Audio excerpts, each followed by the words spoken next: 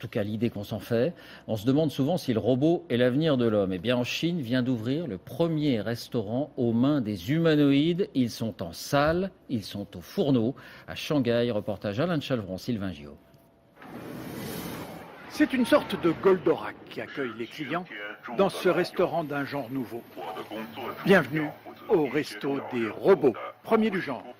Nous sommes dans la grande banlieue de Shanghai, mais on vient de partout pour voir le ballet des serveurs, entre guillemets, apporter la commande aux clients.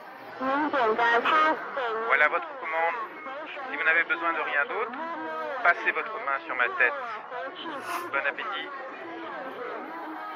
Effectivement, une petite caresse sur le crâne et le voilà reparti. Il y en a 3 aujourd'hui, mais on peut augmenter à souhait le personnel, si on peut dire. Le restaurant, sorte de fast-food à la chinoise, est rempli d'enfants, venus plus pour les robots que pour la cuisine. On est venu pour notre fils. Nous, on a déjà mangé à la maison, mais lui, il n'a pas voulu manger. Il voulait venir ici voir les robots. Les robots serveurs sont assez basiques. Et ça n'a pas échappé à ces visiteurs américains. C'est pas mal, mais si les robots pouvaient en faire un peu plus, dire hello ou lever leurs mains, des choses comme ça serait mieux, n'est-ce pas? En cuisine aussi, ce sont des robots qui sont à l'œuvre. On dirait une vision 21e siècle des temps modernes de Charlot. Ça fait pas vraiment envie, mais ça a ses avantages. Tu lui donnes le processus et la matière première, et il te fait toujours exactement le même plat, avec le même goût.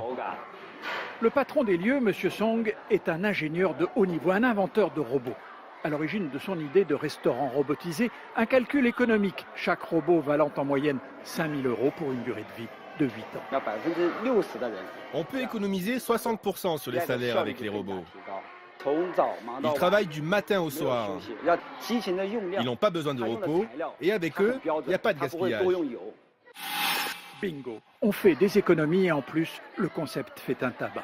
Les prévisions les plus optimistes de M. Song sont pulvérisées. Et voilà qu'il rêve déjà de faire une chaîne mondiale. Évidemment, c'est un gadget. Ça n'est pas avec ces robots qu'on va faire de la grande cuisine. Mais ça marche.